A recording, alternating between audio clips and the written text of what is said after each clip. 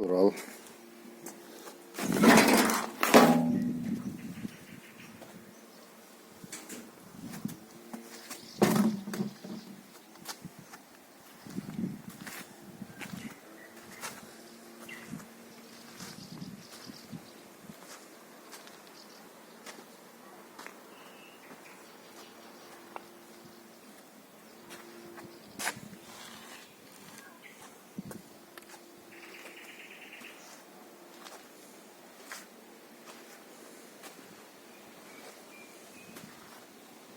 Запчасти снимать дали.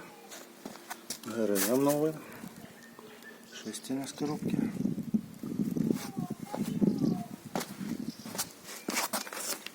К68 карбюратор. И коробка Днепровская, по-видимому, не в ходу была. Вот так. Сейчас попробуем завести.